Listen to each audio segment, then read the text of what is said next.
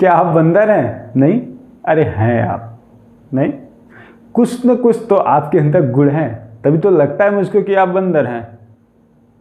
जी बिल्कुल, क्योंकि जिस तरीके से एक बंदर लगे पेड़ पे आम को तोड़ने की कोशिश करता है और वो शायद उसे तोड़ भी लेता है, उसी तरीके से आप इंग्लिश को सीखने आए हैं और टेंस को सीख के आपको ये लगता है कि आपने पूरी इंग्लिश को परफेक्ट कर लिया है, यानी इंग्लिश में आप मास्टर हो गए। लेकिन शायद ये आपकी भूल है, आपकी एक गलत फहमी है कि आप इंग्लिश को सीख गए हैं। ऐसा पॉसिबल नहीं है। इंग्लिश को ढंग से सीखने के लिए, इंग्लिश को अपने पास टिकाऊ रखने के लिए, इंग्लिश में परफेक्ट होने के लिए आपको इंग्लिश की ग्रामर को ढंग से पढ़ना होगा, पार्ट ऑफ स्पीच को अच्छे से समझना होगा। फिर वो चाहे आपका पंचुएशन हो, चाहे प्रपोजिशन हो, चाहे आपका वर्ब हो, चाहे एडवर्ब हो, चाहे आपका सब्जेक्ट हो, या चाहे आपका ऑब्जेक्ट हो, या चाहे आपका डायरेक्ट इनडायरेक्ट हो, चाहे पैसिव वाइज हो, सबको सीरियल वाइज ढंग से पढ़ना होगा।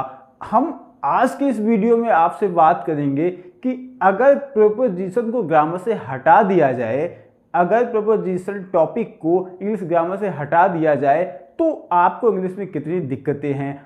अगर प्रपोजिशन को आप अपनी इंग्लिश में यूज करते हैं, यानी अच्छे से प्रपोजिशन को पढ़ लेते हैं और अपनी इंग्लिश स्पीकिंग या लिखने में यूज करते हैं, तो इंग्लिश आपके लिए कितनी आसान हो जाएगी। अगर अभी तक आपने हमारे चैनल को सब्सक्राइब नहीं किया है तो प्लीज़ कर लीजिए।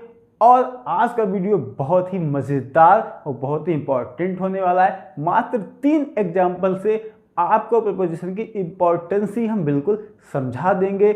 आज आपको लगेगा कि हाँ, इंग्लिश ग्रामर में प्रपोजिशन की इम्पोर्टेंस ही है, कितना महत्वपूर्ण है। नमस्कार दोस्तों, शुरू करता हूँ आज का वीडियो। मैं अखिलेश पागल, motivation speaker and story writer. आइए बोर्ड पे। मैंने बात की कि जिस तरीके से आप टेंस को पढ़ करके आपको लगता है कि आपने इंग्लिश सीख ली, लेकिन आप परफेक्ट नहीं होते हैं, और जब आपके पास ट्रांसलेशन आता है, जिस तरीके से आप इंटर या हाई स्कूल का एग्जाम देने जाते हैं, वहाँ पे आपको जब Hindi to into English translation करने को आता है, तब आप क्या सोचते हैं, किस तरीके से उसको बनाने की कोशिश करते हैं। लेकिन अगर आपको प्रपोजिशन आता होता तो आप कितनी आसानी से उसी सेंटेंस को बना लेते। ये आपको फर्क अभी इन 3 एग्जाम्पल में दिखेगा। पहला एग्जाम्पल हमारा क्या है कि वह भाषा में कमज़ोर है, वह भाषा में कमज़ोर है। अब आप ट्रांसलेशन बनाते हैं तो क्या सोचते हैं, वह अगर लेडीज है तो सी है, अगर जेंट्स है तो ही है। नॉर्मल सी बात है। भाषा यानी लैंग्वेज, में यानी इन। ओके, मे को इन या इनटू ही तो लिखते हैं। अगर आपने थोड़ा सा प्रपोजिशन पढ़ा होगा तो आपको पता है में इन और इनटू का यूज होता है। इनमें डिफरेंट क्या है वो भी पता होगा। अगर नहीं पता है तो आप हमें कमेंट करिए, अगले वीडियो में हम आपको बताएंगे। ओके, तो इन और इनटू में अंतर हम आपको बता देंगे। लेकिन जब मे लगा है तो आप इसकी इंग्लिश क्या बनाओगे, नॉर्मली इन लिखते हो ना, तो आप क्या करोगे यहाँ पे कि वह भाषा में कमज़ोर है। कमज़ोर की इंग्लिश तुम क्या जानते हो, वीक जानते हो ना, वीक कमज़ोर जानते हो। तो अब आप क्या करोगे, इसको सीधे बना दोगे, C is weak in language. क्या कर दोगे, language. C is weak in language. अब क्या हुआ, अपने हिसाब से तो आपने क्या किया, सेंटेंस को बिल्कुल सही कर दिया। आपने क्या कर दिया, सेंटेंस को सही कर दिया। लेकिन जब एग्जामिनर ने उसे देखा तो उसे ये गलत सेंटेंस मिला, क्योंकि ये वीक कमज़ोर होता है, लेकिन अधिकतर ये यूज होता है शारीरिक रूप से कमज़ोर होने पे या मानसिक रूप से कमज़ोर होने पे, इसमें यूज होता है परफेक्टली। लेकिन फिर भी आपने यूज कर दिया एक बार, अगर आप 10th लेवल के हैं तो इसे वो मान लेगा। लेकिन इन लैंग्वेज ये आपका गलत हो गया, ठीक है। 10th तक ये भी चलो मान लेगा, लेकिन आप अगर किसी कॉम्पिटिटिव एग्जाम की तैयारी कर रहे हैं या आप इंटर में ट्रांसलेट कर रहे हैं तो ये आपका सेंटेंस गलत हो जाएगा। तब आप क्या करेंगे, तब आपको काम आती है अच्छे से प्रीपोजिशन की तैयारी। अगर आपने प्रीपोजिशन को अच्छे से पढ़ा है, विधिवत तरीके से पढ़ा है, तो आपको खुद ही पता चल जाएगा कि ये आपका सेंटेंस गलत है। कैसे गलत है देखते हैं कि C is poor, C is poor. अब आप ट्रांसलेशन से देखेंगे, टेंस सिर्फ पढ़े हैं तो आप क्या कहेंगे, पुअर मीन्स तो गरीब होता है, लेकिन नहीं बाबू, ये पुअर मीन्स कमजोर भी होता है। सी इज पुअर एट लैंग्वेज। जब आप प्रीपोजिशन को पढ़ेंगे तो यहाँ पे क्या होगा, एट का प्रयोग होता है, यानी किसी भाषा में कमजोर होना, किसी सब्जेक्ट में कमजोर होना, ऐसी जगहों पे मे के सेंस में एट का यूज होता है। करेक्ट है। अगर आप किसी कॉम्पिटिटिव एग्जाम की तैयारी कर रहे हैं तो ये बात को गांठ बांध लीजिए, कभी छूटने ना पाए, वरना भग जाएगी, निकल जाएगी, फिर आप पकड़ते घूमोगे पीछे पीछे। अगला टॉपिक, अगला देखते हैं अपना एग्जाम्पल कि सूर्य बादलों के पीछे छिप गया। सूर्य बादलों के पीछे छिप गया, डर गया होगा तुमसे तो छिप गया। The sun was behind the clouds. अब क्या है छिपना, तुम क्या पढ़ोगे इसको, सूर्य, द सन, ओके है, वाज छिप गया। अब आप क्या सोचोगे कि ये आपका पास्ट टेंस है, पास्ट इंडेफिनिट का है, तब आप क्या करोगे, सीधे हाइड करोगे, ठीक है, हाइड करोगे। अगर आप इसे ये करोगे तो आपको ये भी समझना पड़ेगा, अगर आप टेंस के लेवल से बनाओगे तो आपको ये समझना पड़ेगा कि सूर्य छिप गया, ठीक है।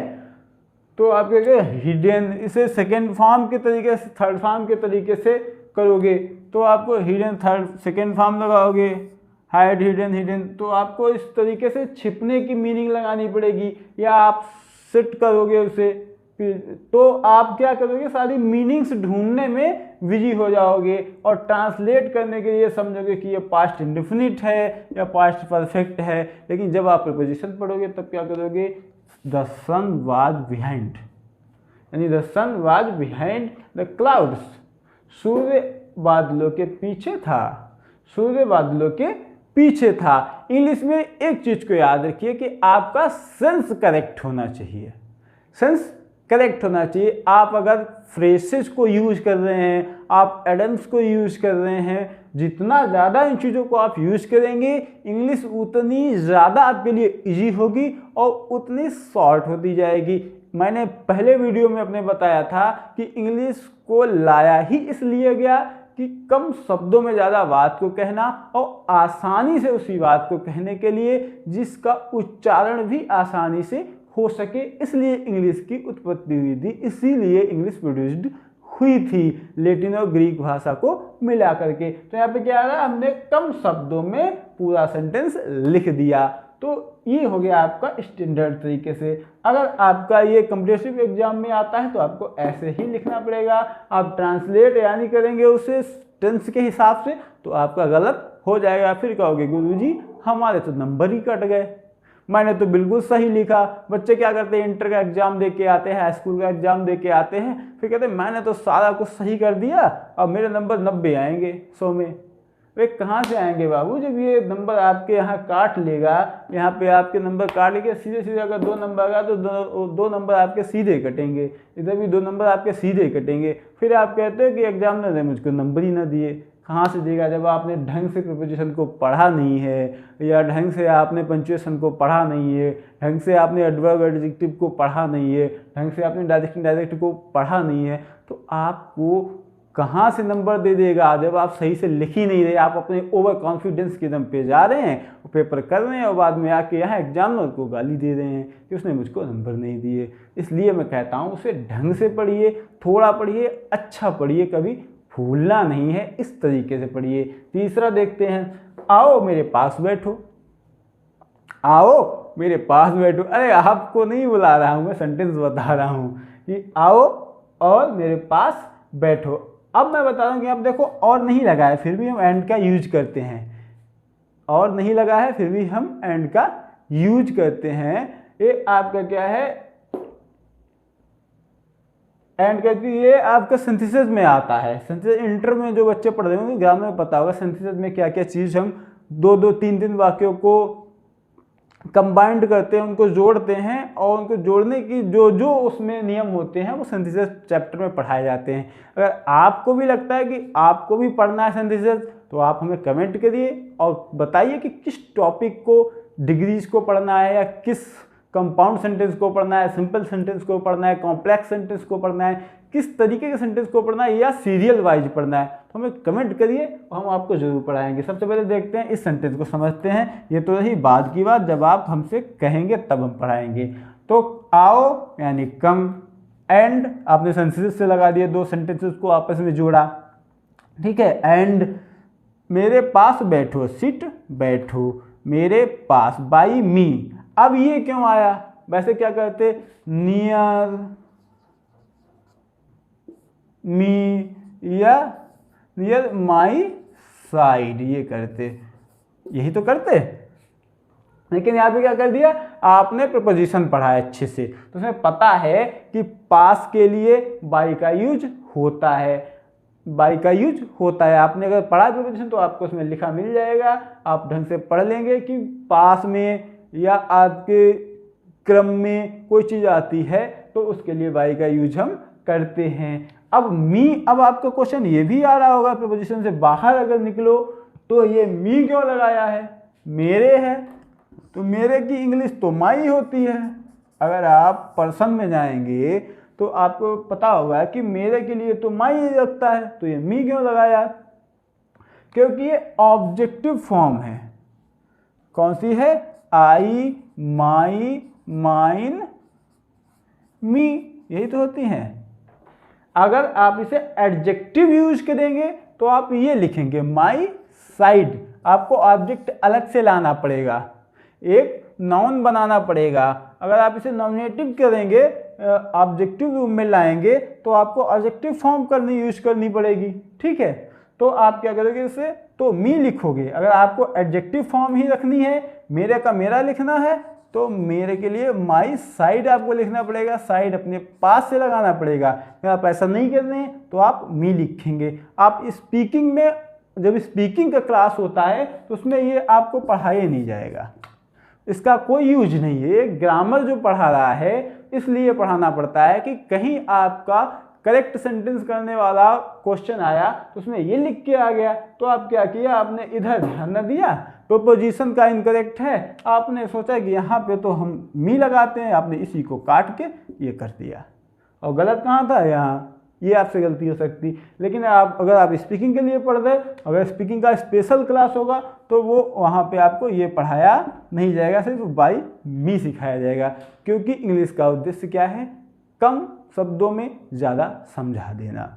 तो बाई मी। आज का क्लास आपको कैसा लगा हमें ज़रूर बताएं, और अगला टॉपिक कौन सा होना चाहिए, या इसमें क्या क्या कमी रह गई वो बताएं। या आप चाहते हैं कि डेली जो 2 क्वेश्चन हमने पूछने की शुरुआत की थी वो क्वेश्चन डेली पूछें, आपके हमें ज़रूर उनके आंसर बताएंगे, तो मैं उस शुरुआत को फिर से शुरू कर दूंगा। आपके लिए क्वेश्चन आने लगेंगे और वो क्वेश्चन इतने टॉप के होंगे, अगर आप पढ़ रहे हैं तो जरूर उनके आप आंसर दे देंगे। आज के लिए इजाज़त दीजिए अपने दोस्त अखिल पागल, motivational speaker and story writer.